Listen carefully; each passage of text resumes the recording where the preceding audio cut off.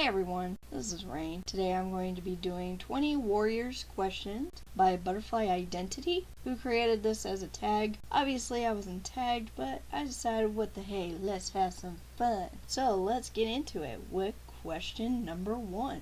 How I got into Warriors. I got into Warriors thanks to my mom buying me the very first book, Into the Wild, but it took me a little bit longer to get into it from the initial purchase because I tried to read Fire and Ice and kind of ran into a stumbling block, but eventually about my early 20s I was finally able to get into the groove, and well, here I am. Several arcs and several super editions and 5 novella compilations together, so yay! No manga or field guides yet, but they might be added in the future. Who knows? Number 2, favorite arc. I'm a little torn because I love The Prophecies Begin, but I also love Dawn of the Clans. I just can't decide which one I love more because they both ignited the spark to keep with the series. Initially, Prophecies Begin ignited it, and then Dawn of the Clans reignited it when I started feeling kind of burned out with it. So these two are my favorite arcs for those very reasons. Number 3, favorite book in an arc. That would be Into the Wild. I just love it. I enjoy that book. I will probably defend it to the dying days of my life. That is a very good opening book. Number 4, favorite super edition, novella or manga. Since I've only read one manga, we're just gonna that one off the list. My favorite novella is so far Ravenpaw's Farewell, although I do like Red Tail's Debt. But between those two, they're kind of my favorites so far. And my favorite super edition would be a toss-up between Tall Star's Revenge and Crooked Star's Promise. Of course, those might change later on when I read some of the other super editions that I haven't read yet, like Bramble Star's Storm and the ones following after that. So we'll see. I might do an addendum later if that's the case.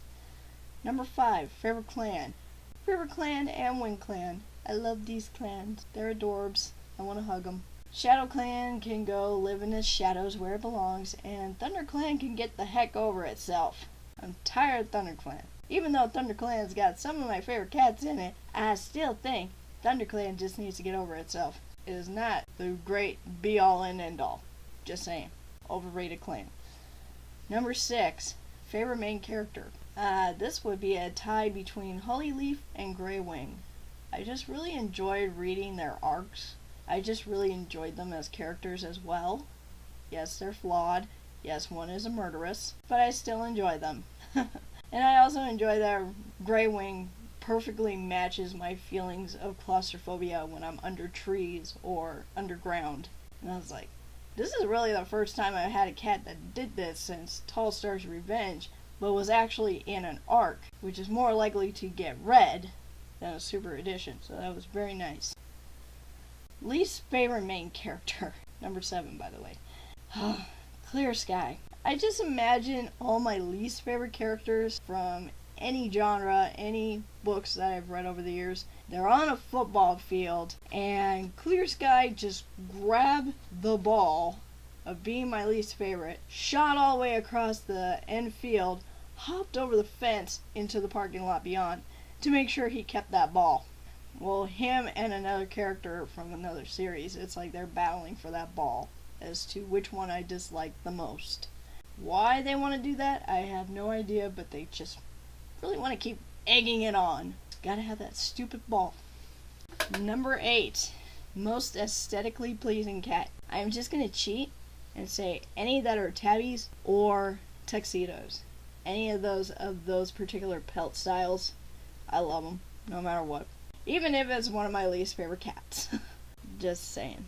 Number 9, favorite leader. Tall Star. Tall Star will probably always be my favorite leader, unless they can write one that is better than him. Of course, I haven't read every single book where there's a leader in it, but by the time that happens, I might change my opinion, or I might just keep Tall Star there. But he's my favorite leader. I just love the little black and white cat. Number 10, favorite villain. Scourge. Hear me out. It has nothing to do with him being a little sad kid that was bullied. It all has to do with his twisted sense of honor and the fact that if I was to go into battle against him, I feel that he would face me face to face versus Tiger Claw, Broken Tail, or even Maple Shade, doing a little behind the back stabbing on my butt. So that's why I like Scourge. Because even though he is a villain, he still honors you by facing you face to face. Even though it's a twisted sense of honor, which makes him a little bit more complex than some of the other ones. It has nothing to do with his backstory. I still liked him before the backstory came out, so that's why he's my favorite. Number 11, favorite medicine cat, Yellow Fang and Little Cloud. I just love these two. They're like the extreme portions of where a medicine cat can go. Little Cloud, just a sweet, loving, adorable little guy that's just friendly to everybody. And then you got Yellow Fang, who's this cantankerous lady, but she does have a little heart of gold. She just buries it under yards and yards of thorns. But I do love her. So basically every other cat just kind of falls on that spectrum between these two extremes. Except for Running Nose. Running Nose is mostly known because he couldn't cure his own cold, which honestly is more like an upper respiratory problem rather than a cold. Poor Running Nose.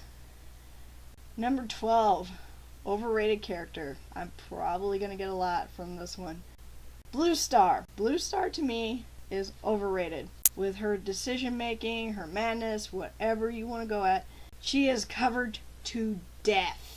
No matter what. It's just like, oh my god, we gotta latch on to this blue-gray queen all the time. I see her everywhere. YouTube videos, DA art, all over the place. And it isn't even like the 100 Warriors challenge that I used to do a while back. She's just everywhere. Number 13, underrated character. That would be Oakheart. I barely see anything to do with him unless it is related to Blue Star or Crooked Star. He's just stuck in the middle between these two characters that have tragic backstories. Crooked Star having an abusive mother because he broke his jaw as a kid, and Blue Star just thinking she needed to be the Messiah and give up her kid. And he's just stuck in the middle, just being a good guy who ended up falling in love outside of his clan and having kids and losing one of them in the snow. And still, we don't really get much on his feelings about it. It's like, okay, he's just there. I think he's a little underutilized, and honestly, if he was to get a novella, I would love it.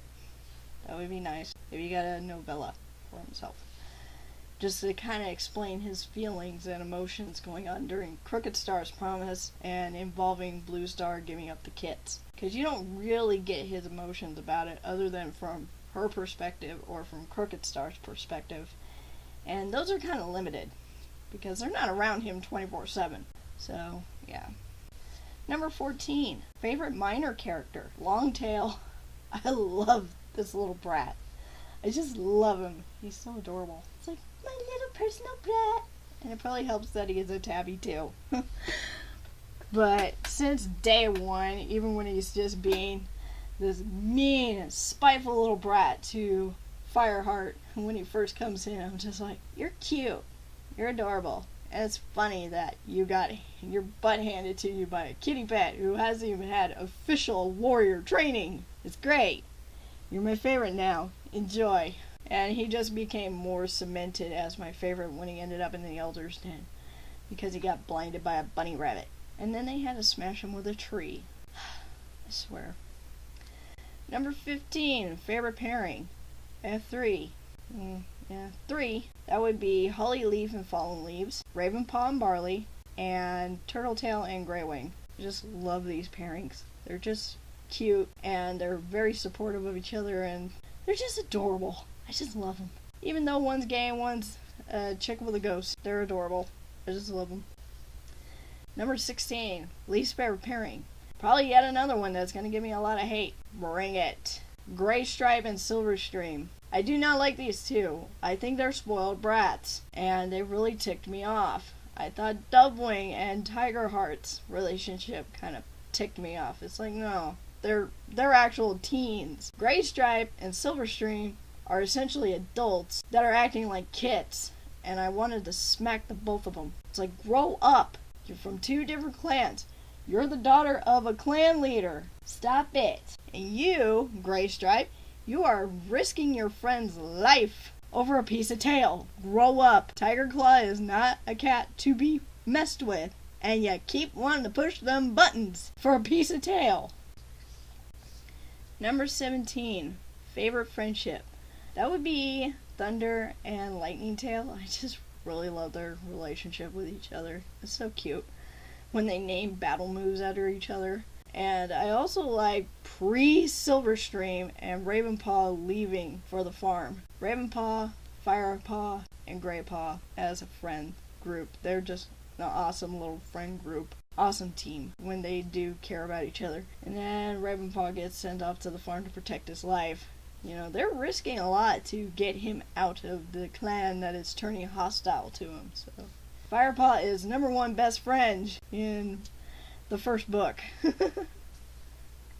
Number 18. Favorite moment. My favorite moment really is when Fireheart takes Cinderpaw out for her first tour of the warrior clan, their little clan boundaries and stuff, and he takes her over to the owl tree and kind of plays a little trick on her, and they're both getting very enthusiastic, and he's feeling like a young Paw again while he's doing all this stuff and remembering the first time he did things, and her enthusiasm and her shooting off questions before you can even get one answer in. I just adored it. And I was just like, can we have more of this with the warriors and their apprentices, where we actually see this bond developing between them of friendship and camaraderie, because one is learning from the other even when they're not realizing it. Number 19. Most tragic death. Stonefur's death really hit me when I first read it, and sometimes I want to avoid the book that it happens in because it tears me apart inside. So does Yellowfang's, because she's one of my favorites. Those two deaths just really tore me apart when I was reading them. And another one was Jackdaw's Cry and Falling Feather from Dawn of the Clans. Those three really tore me up. The two because they were siblings and they took each other out because of stupid influences of Clear Sky, and that is why Clear Sky will forever be my least favorite main character out of this series. And Stonefur because he's a cat that was trying to protect two kids he really didn't know and were mixed bloods like him, and he died trying. And Yellowfang because Yellowfang has always been one of my favorites, so that's always torn me apart. Number 20. Favorite battle / fighting scene. My favorite battle would have been fighting scene would be the prologue fight from Into the Wild. Just the way it's described and how it feels so visceral, despite it just being one of their typical little border fights. And also the first battle from the first battle, Dawn of the Clans. Those two really affected me when I was reading them. Some of the other battles, they were just kind of like, cats fighting, cats going on about each other, one cat dies, and, it's just, like, I was a little sad when some of the cats died, obviously, like Lionheart when he's discovered to be dead, or White Storm, but the fights themselves, they were just kind of generic. But these two battles really affected me and really stuck with me this entire time. So that's why they're here. Anyways, that's the end of the questions. I hope you enjoyed this video. See ya!